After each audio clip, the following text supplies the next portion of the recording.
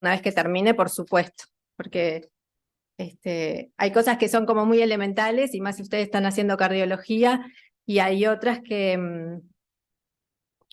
bueno, que capaz que les resulta más complicado. Que en realidad el título de la charla es variabilidad de la frecuencia cardíaca y patología cardiovascular, de acuerdo a lo que me pidieron, pero vieron que patología cardiovascular lo puse entre signos entre paréntesis, porque no va a estar tan abordado, porque no es en lo que tengo más experiencia de aplicación de la variabilidad. Bueno. Siguiente. Bien, y antes de definir variabilidad de la frecuencia cardíaca, arrancamos con frecuencia cardíaca, que hasta en el liceo ya nos tomábamos la frecuencia cardíaca con el pulso y sabíamos que era bien diferente al terminar de hacer un ejercicio que si estábamos prontos para dormirnos, por ejemplo. Cuando medimos la frecuencia cardíaca con el pulso radial, lo que estamos haciendo es contando el número de latidos en un determinado tiempo y multiplicándolo para llevar al minuto. O sea que lo que tenemos ahí es un valor de frecuencia cardíaca promedio. ¿Sí? Bien. Esa frecuencia cardíaca va a estar determinada por la frecuencia de descarga que tiene el nodo sinusal, el marcapaso fisiológico, y a su vez regulada por las dos ramas del sistema nervioso autónomo, simpático y parasimpático, uno acelerando y el otro frenando la frecuencia cardíaca. Y que se ven bien las acciones opuestas por también la acción que tienen sobre el segundo mensajero AMP cíclico. Uno, el simpático, a través de noradrenalina y beta-1, estimula la adenilatociclasa, mientras que acetilcolina, a través de los muscarínicos M2, inhibe la adenilatociclasa, por lo tanto provocan aumentos o disminución de la concentración de AMP cíclico. Y el AMP cíclico va a tener efectos sobre canales de membrana, algunos bien característicos de las células marcapasos, como los HCN4, y hay acciones que van a ser mediadas por el AMP cíclico, otras que son mediadas por proteína quinasa A, que se activa con el AMP cíclico, y otras que son más directas, como vemos acá en el canal de potasio regulado por acetilcolina. Entonces, de alguna manera se está afectando el reloj de membrana y también se afecta al reloj de calcio, que es importante en la determinación de la frecuencia cardíaca. Y el reloj de calcio, de alguna manera, por el manejo de calcio en el retículo sarcoplásmico, se va a modificar también otros canales o intercambiadores de membrana que afectan la frecuencia de descarga del nodo. Bien.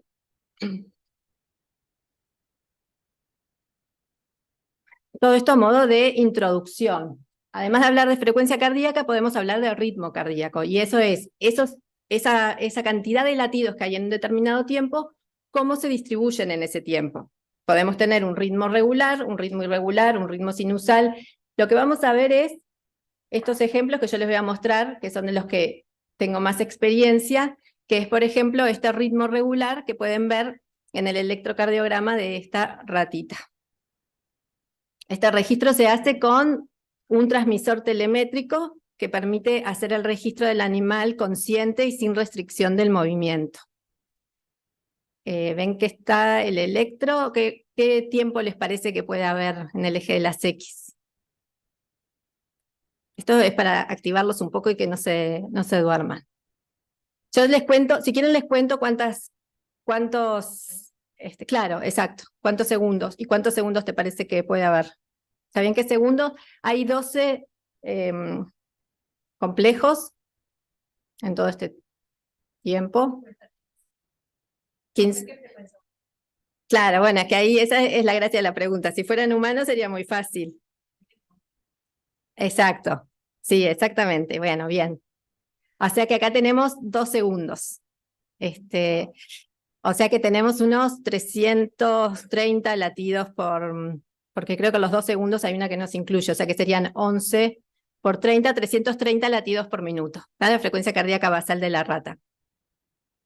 Y vieron que acá ya les muestro como una manera que vamos a usar para hacer el cálculo de la variabilidad de la frecuencia cardíaca, que es un análisis automático, que ponemos un cursor horizontal que sabemos que tome todas las ondas R de los complejos QRS, y ven que acá abajo sobre el eje X del tiempo están las detecciones. de esos complejos. Entonces lo que nosotros hacemos es automáticamente medir los intervalos entre latidos.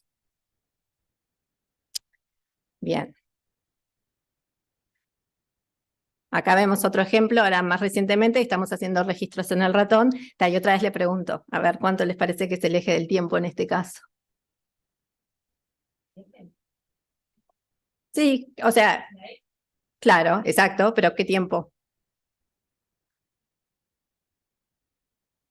Es la misma cantidad de complejos que tenemos, creo. 6, 7, 8, 9, 10, 11, sí, hay 12.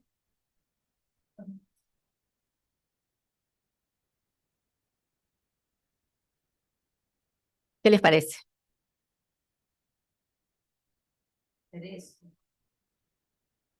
Si tenés más tiempo que en el de la rata, tendrías una frecuencia menor. Y sí, bien, también. Ahí apareció algo que en realidad para la variabilidad de la frecuencia cardíaca no lo tenemos que contar. Pero de todas maneras, para la frecuencia cardíaca, digamos que en realidad no, el ratón tiene una frecuencia cardíaca mucho más alta todavía que la de la rata. O sea que en este tenemos solo un segundo. Acá es del segundo 53 al 54. O sea que si tenemos 12 latidos en total, vamos a tener una frecuencia cardíaca de 720. Igual es una frecuencia cardíaca altísima, claramente está en una situación de estrés o en una patología, no es la frecuencia como basal, pero es mucho más alta que la que vivimos para la rata. Pero está, esto como para anecdótico, porque no les afecta en absoluto. Pero bueno, para el estudio de la variabilidad de la frecuencia cardíaca, una de las cosas que vamos a ver es que no vamos a contar este tipo de latidos, como ven claramente que acá hay una extrasístole, y acá hay una pausa compensadora, porque este intervalo ahora es más largo. Una de las cosas que hay que hacer antes de medir la variabilidad de la frecuencia cardíaca es filtrar ese tipo de latidos o ruido que también puede aparecer a veces. No todos los registros van a ser tan lindos como los que les muestro acá. Bien, o también podemos encontrarnos con esto, que acá tenemos una frecuencia, también es un segundo, una frecuencia que es muy baja, es una bradicardia claramente, no es la normal para este ratón. Este ratón es uno con los que hemos trabajado últimamente, que tiene noqueada una proteína que es CD38, y estábamos tratando de ver qué efecto tenía a nivel del corazón, y ven que acá tienen unas pausas que son bien notorias e importantes, o sea que se ve también un ritmo bien diferente. Bueno, y lo que habíamos hecho hace mucho más tiempo es también registros en los seres humanos, en una situación de reposo, en el que dejábamos que bajaran la frecuencia una vez que llegaban al laboratorio, donde les íbamos a hacer un registro acostados, y bueno, y medíamos. Hacíamos dos tipos de registros, unos que era colocar los electrodos para el holter, que se fueran 24 horas con eso, pero los primeros 15 minutos del holter se hacía un registro que era, hay un registro breve, que nosotros ya nos quedábamos con ese para analizarlo. Y lo que hicimos fue registrar pacientes diabéticos de larga evolución y pacientes controles de la misma edad y con la misma integración en cuanto a sexo de cada grupo. Pero antes de mostrarles esos resultados, ¿qué es lo que esperamos cuando hacemos un registro corto? 10 minutos, bueno, es largo capaz para el electro que hacen ustedes, pero nosotros usamos una sola derivación, que es la que nos muestra un complejo R como más prominente, como para que nos resulte más fácil la detección automática, y lo hacemos durante 10 minutos, por ejemplo, entre 5 y 15 minutos. Y entonces, en realidad, ¿qué esperamos encontrar? Yo no sé si los cardiólogos siguen diciendo que te vayas tranquilo, que tu corazón funciona como un relojito, porque es como que tenemos esa idea que si va como un relojito está perfecto, y en realidad si va como un relojito no está bien, porque justamente lo que te interesa es que haya modulación y que la frecuencia esté cambiando. Yo espero encontrar una lista de intervalos en la que cada intervalo sea diferente al siguiente. Por ejemplo, acá puse intervalos en milisegundos para un humano, y eso es lo que esperaría encontrar, no intervalos que son todos idénticos.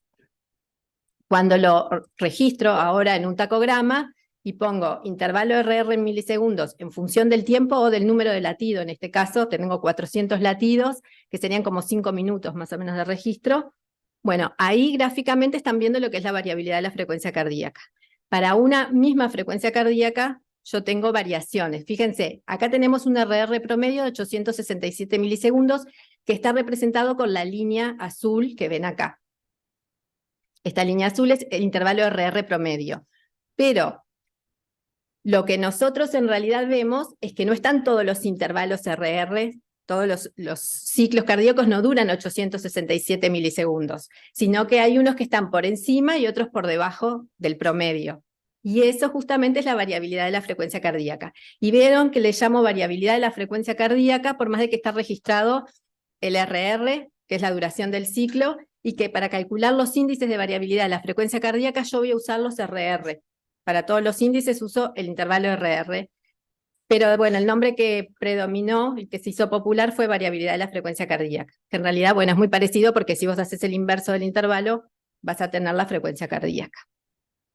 Entonces, para poder cuantificar esa variabilidad que ya la vimos gráficamente, lo que hacemos es, a partir del registro electrocardiográfico, hacer la detección del complejo QRS, de la onda R, como les decía, hacer un filtro, porque tengo que sacar los latidos que son ectópicos o que es ruido, que se detectó por algún movimiento, y con ese filtrado yo ya puedo hacer un análisis que se llama dominio del tiempo, que ahora vamos a ver los índices.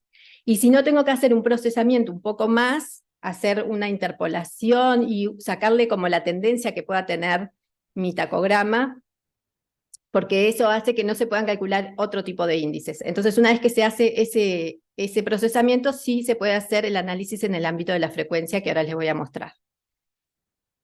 Bien, entonces, los índices estadísticos, hay dos que les voy a presentar acá, que son mis favoritos, y que son súper fáciles y no tienen ninguna complicación. Una vez que tenés tu lista de intervalos RR, que en realidad ahora, como ya los filtraste, son intervalos NN, son intervalos normales, digamos, se fue el ruido, se fue las extrasístoles, todo eso. Y entonces lo que hago simplemente con esa lista es calcular el desvío estándar, el SDNN, es el desvío estándar de la lista de intervalos NN, de la lista de intervalos RR normales. El desvío estándar es un índice de variabilidad global que lo que hace es aplicar la fórmula del desvío estándar, que no sé si se la acuerdan, pero es nada más que cada intervalo menos el intervalo promedio, eso al cuadrado, le haces la raíz, haces la sumatoria, es como el promedio de los desvíos entre el intervalo y el promedio. Bien, y después hacemos el RMSCD, que esa sigla sí está un poco más difícil, es Root Mean Square Successive Differences. Y lo que quiere decir es que aplicas la fórmula del desvío estándar, pero haciendo diferencias entre latidos. O sea que es un índice de variabilidad mucho más a corto plazo porque es latido a latido. Es viene siendo como el promedio de diferencias entre latidos. ¿Sí?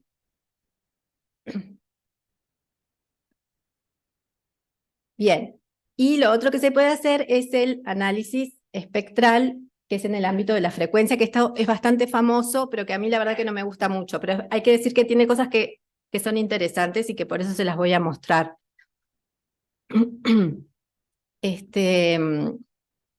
Miren, ahí está un tacograma.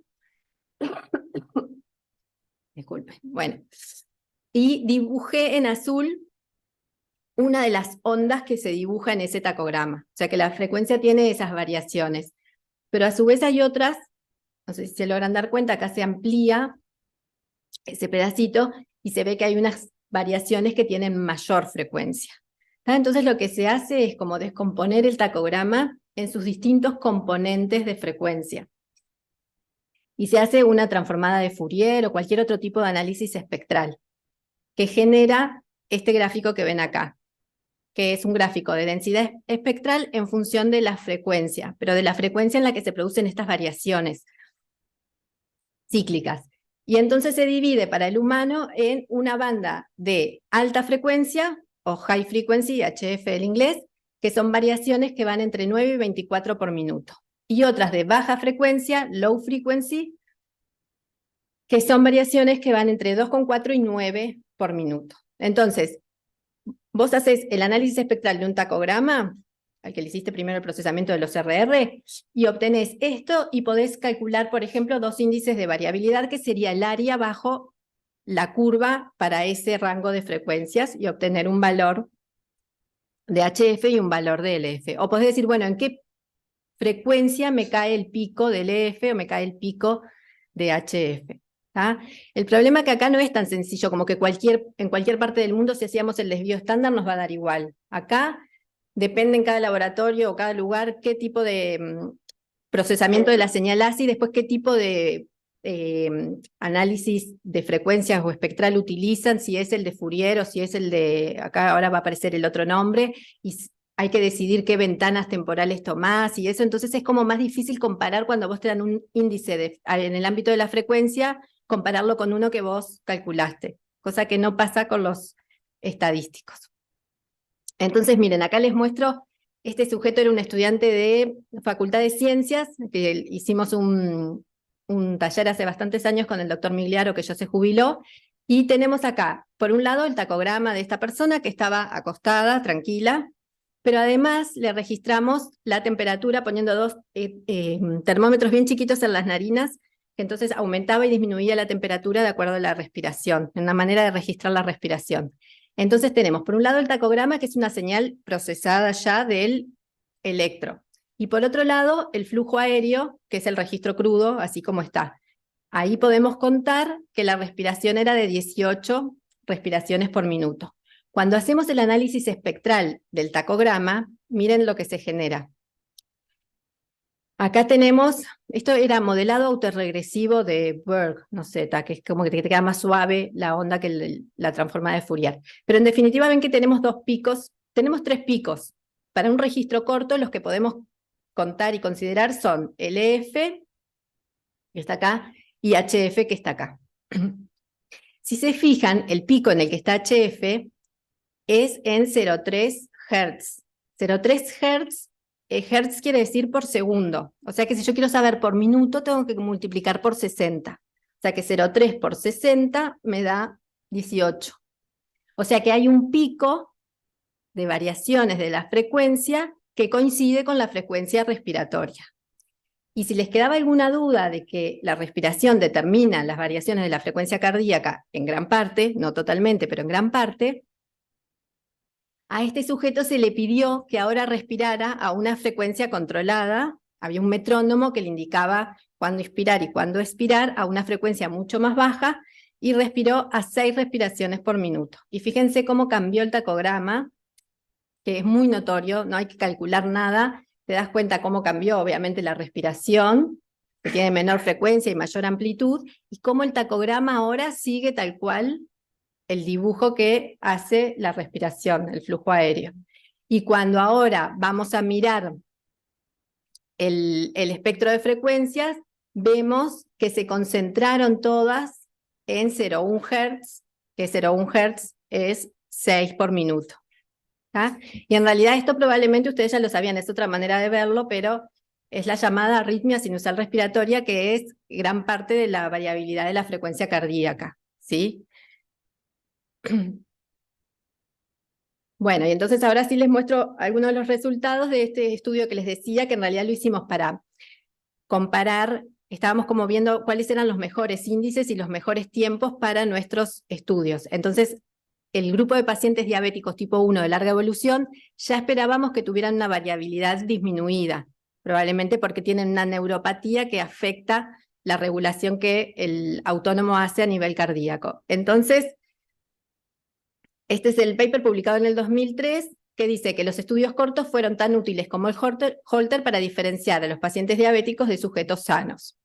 Entonces acá les muestro dos de los sujetos que fueron incluidos en este estudio. Fíjense el tacograma de un hombre sano de 55 años, con una frecuencia promedio de 81 latidos por minuto, y una mujer diabética de 59 años con una frecuencia igual. Entonces ven que a simple vista se ve que a igual frecuencia el sujeto sano tiene mucha mayor variabilidad. Esto lo vemos gráficamente, es muy simple de ver, pero además si calculamos estos dos índices que les había dicho, SDNN y RMSSD, vemos que los valores son bien diferentes, 32 versus 14 o 18 versus 6. ¿Tá? También van a ver que en la literatura hay millones de tipos de índices de variabilidad. Yo últimamente me estoy quedando con estos dos que me parece que son súper simples y reproducibles y que a su vez los otros no terminan de aportar mucho más y son mucho más complejos. Pero entre otros se han estudiado, por ejemplo, los gráficos de Poincaré, que sí son muy lindos de ver, que graficás cada RR en función del RR anterior. Y entonces ven que la nube de puntos para el mismo sujeto está mucho más dispersa que para la mujer diabética, que está mucho más concentrados. Si se cuantifican, al final te terminan dando valores que son similares a SDNN y RMSSD, porque también se han cuantificado los valores que salen del gráfico de Poincaré. Y bueno, y acá les muestro los resultados promediados para cada uno de los grupos, que son de 15 sujetos, que no se diferencian en la edad, tienen 53 años, vieron esto, lo publicamos en el 2003, ahora yo ya estoy en la edad de mi grupo de estudio, llegué a los 53, en ese momento me parecía que eran re viejos. Bueno, entonces, tienen la misma frecuencia de reposo, la misma frecuencia cardíaca de reposo, y ven que el estudio de 10 minutos les estoy mostrando el SDNN, y el de 24 horas cualquiera de los dos los diferenciaba. Este gráfico del 2003, si lo voy a hacer ahora, les digo que lo mejoraría mucho, porque mostraría los 15 puntos que forman cada una de estas barras, ¿no? Y les estaría dando como más información que mostrar nada más que el... Pero bueno, y además mostraría primero el control y después el diabético, me parece que es más fácil de leerlo, pero claramente los que tienen menor variabilidad, menor SDNN, son los diabéticos, el grupo diabético. Y con 10 minutos logramos diferenciarlos en lugar de usar las 24 horas. Hay una cosa que pueden notar y que les pueda llamar la atención en estos dos gráficos, que no sé si se ve muy bien. ¿Qué les parece?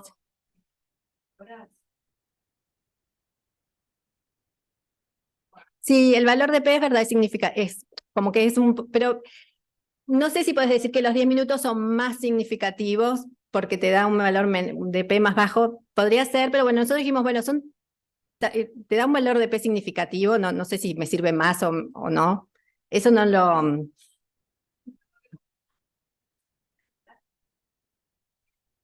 Bueno, eso sería como otra manera de decir que como que te sirve más capaz para diferenciarlos los 10 minutos que las 24 horas.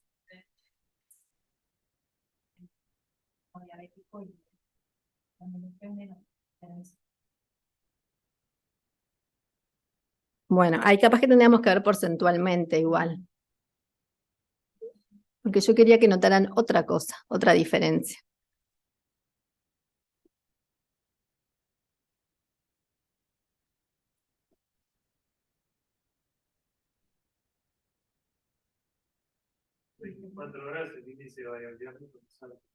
Exacto. Y es súper importante darse cuenta de eso, para que cuando ustedes vean algún índice de variabilidad, se den cuenta que no pueden comparar índices de variabilidad que están tomados en distinto tiempo, que tienen que compararlo si son los mismos tiempos que se consideraron para el análisis. Porque vieron que estos son el mismo grupo y el mismo índice, el SDNN, pero el SDNN tomado en 10 minutos, vieron que acá el eje de la Y llega hasta 60.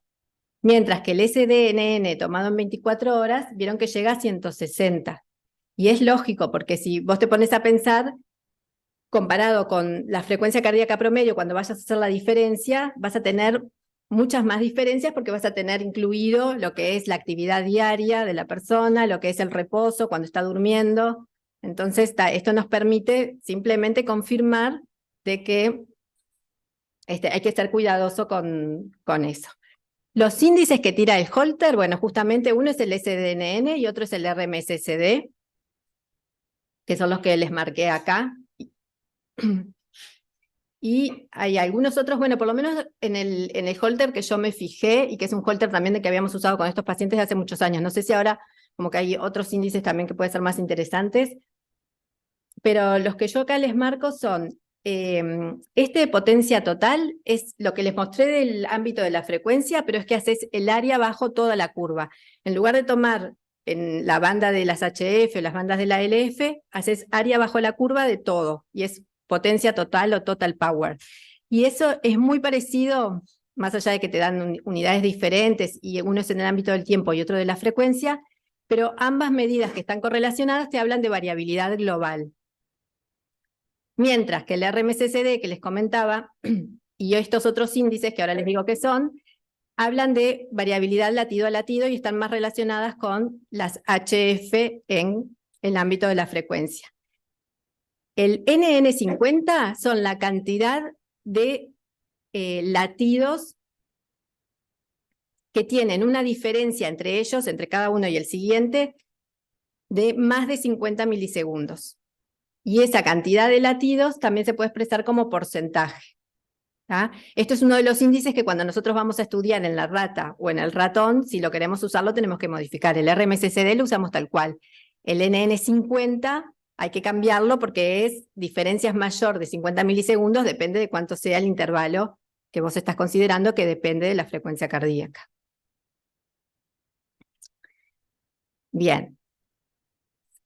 Bueno, y después hay otros que están relacionados con el SDNN, que son el SDANN, que es simplemente en lugar de tomar toda la lista de los intervalos RR para calcular el desvío estándar, toma el RR promedio cada 5 minutos. Y con esa lista de promedios cada 5 minutos calcula el desvío estándar. Por eso da un poquito más bajo. ¿Vieron? Este era 157 para este sujeto que yo tomé como ejemplo, y el SDANN 138.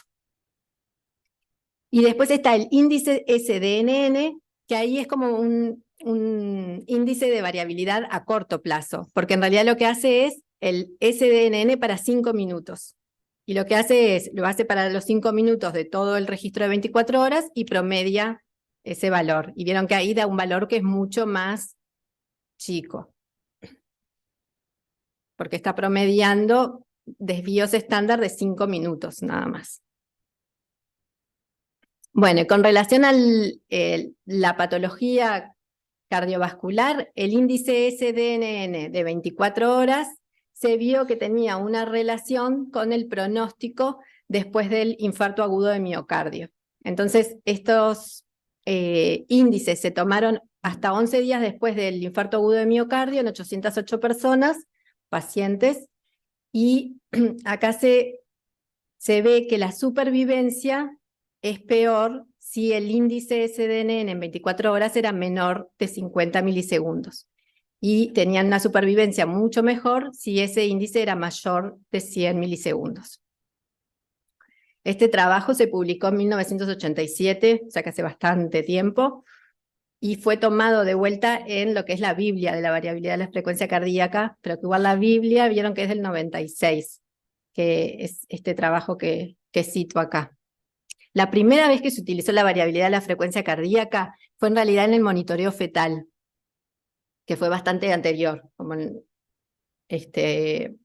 más cerca de los 70, que ahí lo que se vio es que cuando se controlaba la frecuencia cardíaca fetal, se vio que antes de la bradicardia, que puede estar diciendo que hay un daño, un estrés del feto, bajaba la variabilidad de la frecuencia cardíaca. Entonces se utilizó la caída de la variabilidad de la frecuencia cardíaca como también una señal de alerta que es previa a la bradicardia. Bueno, y para que no quedara tan entre paréntesis, hice una búsqueda este año que puse prognostic y cardiac y heart rate variability. Y me fijé solo en los del 2023 y ven que se sigue publicando, hay 21 resultados. Acá ven que hay uno que, si hubiera venido Alejandro Cuesta le iba a gustar, se lo perdió. Valor pronóstico de la variabilidad de la frecuencia cardíaca en la fibrilación auricular, en la recurrencia de la fibrilación auricular, luego de una ablación, no sé qué, y después vemos acá que hay otro en síndrome coronario agudo, y por acá hay otro relacionado con desórdenes respiratorios durante el sueño. Pero en realidad no entré a estos artículos ni hice ninguna búsqueda más. Si ustedes después encuentran algo que les interesa, que menciona la variabilidad de la frecuencia cardíaca y les resulta difícil de entender, cualquier cosa me lo hacen llegar, me mandan la pregunta y vemos si lo podemos entender. Si es algún índice que no es de los que les mencioné o si es de los que les mencioné y que igual no se entiende. Bueno, y acá traje otro trabajo. Este trabajo lo hicimos con el primer autor, Julio Pontet, es intensivista, que trabajaba en su momento en el Hospital Pasteur, pero también trabajaba en el Departamento de Fisiología de la Facultad de Medicina.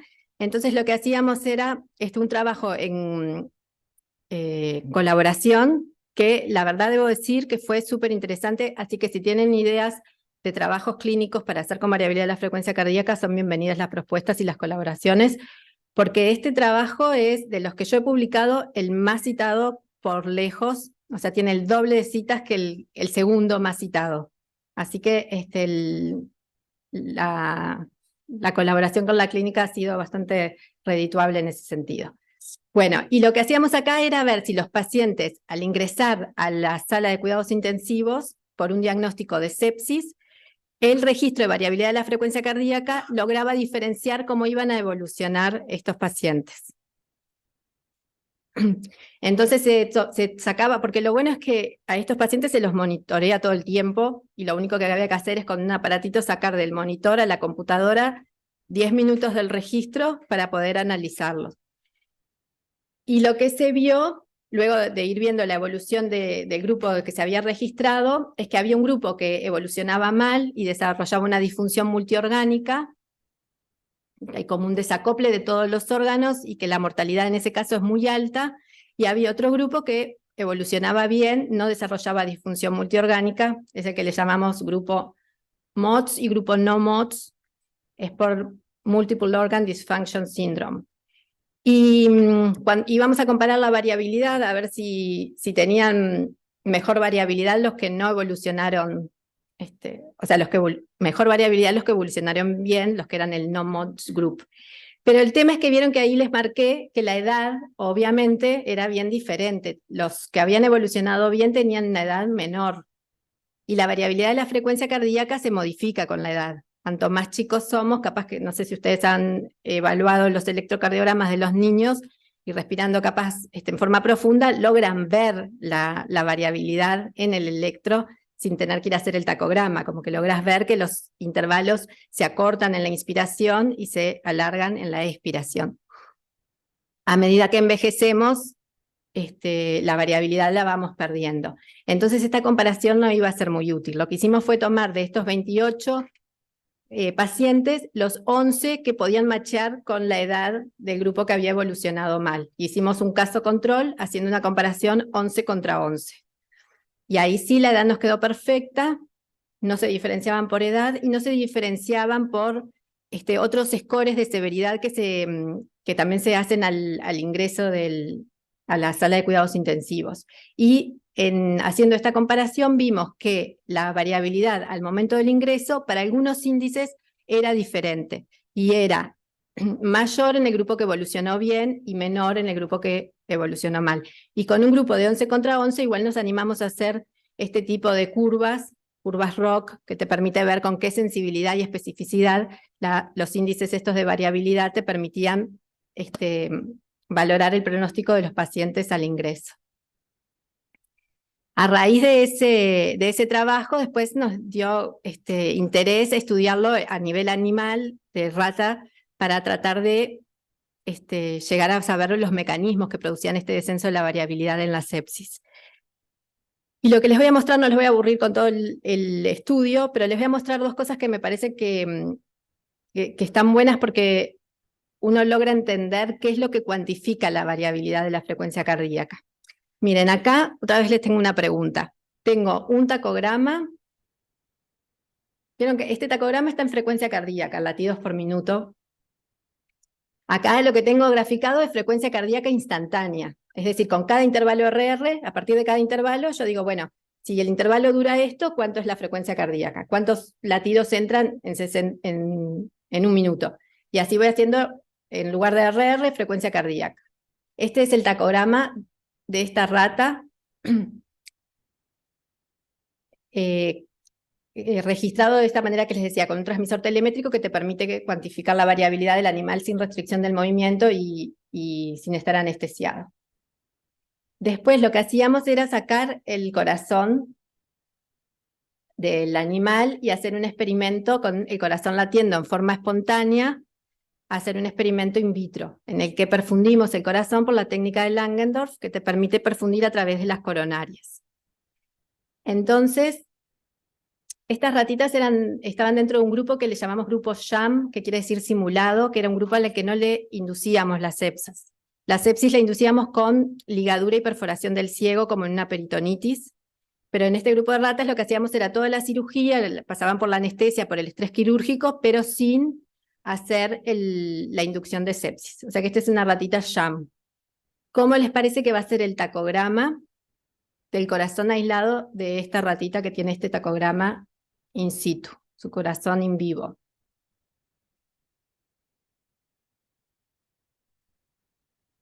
Acá, volviendo al tema de la frecuencia, vieron que acá tiene una frecuencia como de 275 latidos por minuto promedio, más o menos. No sé si te ven los números. No, esta es el grupo sham, o sea que, nada, es una rata, sí, que tuvo una cirugía, pero que no se le hizo nada en la cirugía, se recuperó.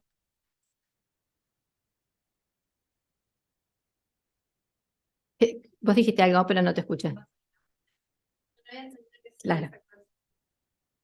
Bueno, sí, porque aislamos el corazón y tenemos ahora el corazón latiendo.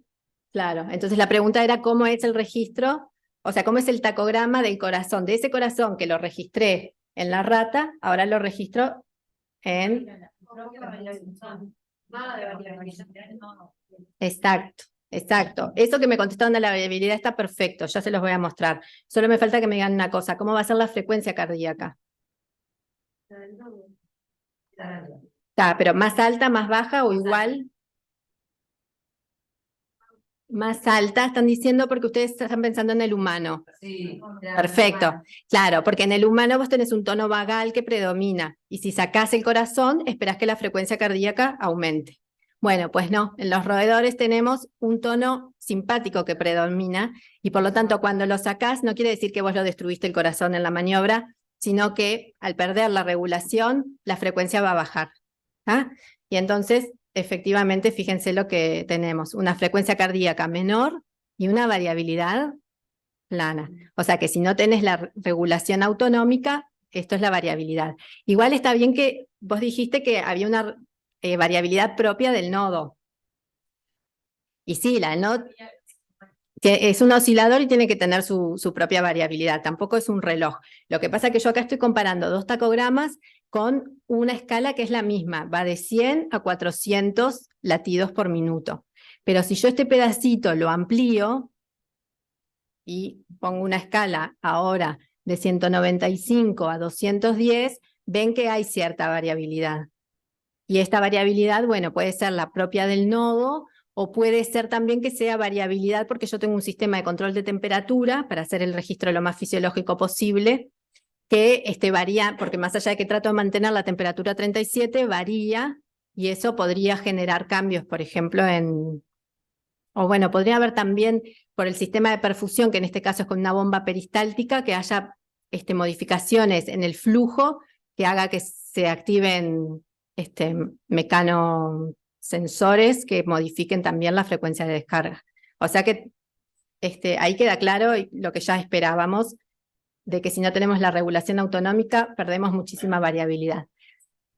Pero ahora les muestro el tacograma de una ratita a la que sí le íbamos a hacer la inducción de sepsis. Y este es el tacograma de 1 hora de duración antes de la inducción de la sepsis. Y ahora les quiero preguntar cómo esperan que sea el tacograma luego de la inducción de sepsis en la ratita. O sea, no es que ahora aíslo. Ahora es el mismo registro con la telemetría, pero antes y después de realizar la inducción de sepsis. Perfecto, menos variabilidad. Excelente. ¿Y cómo esperan que sea la frecuencia cardíaca? Sí, exacto, más alta, una taquicardia. Y miren, es muy impactante, ¿no? Ven que esto va de 250 a 550 y acá llegó, estaba como en 275 y llegó a 500 latidos por minuto y se ve claramente que la variabilidad disminuyó muchísimo. Entonces a mí lo que me parecía interesante de mostrarles esto es que en ningún caso el análisis de la variabilidad de la frecuencia cardíaca te está hablando de tono autonómico, porque vos no tenés nada de regulación autonómica en el aislado, tenés variabilidad cero, y acá tenés claramente mucha regulación, porque en verdad tenés una frecuencia altísima, pero no tenés nada de variabilidad. Entonces como que vos podés analizar el grado de modulación, en este caso hay una rama que probablemente está superando muchísimo a la otra, y entonces vos perdés igual la variabilidad. Por eso este concepto de que la variabilidad no cuantifica el tono autonómico. Y acá les muestro los resultados globales para todo el grupo SHAM. Esta era la frecuencia cardíaca in situ, 322, y bajó a 231 in vitro. Y los índices de variabilidad in situ, 14 el SDNN y bajó a 4, como era de esperar. Y vieron que el RMSSD de 3 quedó en 3. Lo que pasa es que este valor de RMSSD, si se ponen a pensar, es un valor de variabilidad menor. Porque, ¿se acuerdan que el RMSSD hacía la diferencia entre latidos? O sea, la diferencia entre intervalos RR. Y si vos te pones a pensar cuánto vale un intervalo para una frecuencia de 231, es un intervalo mucho más grande que para una frecuencia de 322. O sea que una diferencia de 3 proporcionalmente es menor. Bueno, esas se las dejo ahí tirando, la pueden seguir pensando. Y acá les muestro el del grupo séptico, que disminuye la frecuencia. Vieron que la frecuencia del corazón latiendo espontáneamente no distingue si el corazón viene de un animal séptico o si viene de un animal sano, porque es 231 y 237. Bajó muchísimo en el séptico, pero porque tenía una taquicardia. Su valor promedio previo era 414. Y fíjense acá qué impactante, que el SDNN es igual en el corazón, en el organismo, donde se supone que hay regulación autonómica, que aislado, o sea, in vitro. Ese valor no cambia. A tal punto que el RMSSD aumentó en el in vitro. Pero eso también es por esa trampita de que en realidad la diferencia es entre RRs que son mucho mayores. Bien, y solo para terminar, que ahora el año pasado publicamos un trabajo que está hecho en ratones, en los CD38KO, que les mostré que tenían ese ritmo particular. El primer autor es Guillermo Agorrodi, que es cardiólogo, que ahora está capaz que lo conocen, está realizando bueno, él defendió su tesis de maestría pro INVIO, trabajando con estas cosas, con los ratoncitos, y ahora está en Canadá, y Gonzalo Peluso, que sí seguro lo conocen, que anda en la vuelta, que acaba de defender su tesis de maestría también con el trabajo que hizo con los ratones. Bueno, y acá les dejo la página del Departamento de Fisiología y les dejo mi correo por si me quieren contactar para hacer preguntas o posibles colaboraciones, todo bienvenido. Pero me gustaría que me hicieran alguna pregunta si les quedó algo que quieran que les aclare ahora.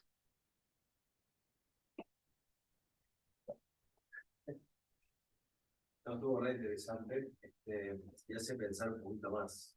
Porque uno está acostumbrado a leer una patología, pero ese tipo de cosas que lo tienen muy de todos los días, de la fisiología o de las ciencias más básicas, digamos, me hace pensar y plantear más cosas, y que está re bueno eso que hicieron con los escépticos y la desarrollo clínico básico, es muy interesante y nosotros tendríamos un montón de aspectos para evaluar y, como decimos, estamos usando todo el tiempo, o sea, que en registros deberíamos tener claro. Un montón, cuando la unión ahí más clara.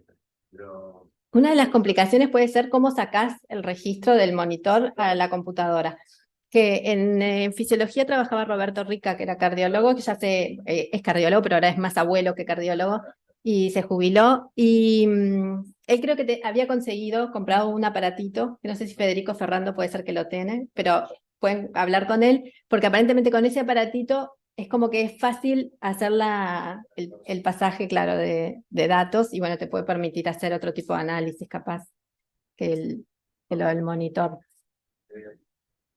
Bueno, a las órdenes entonces.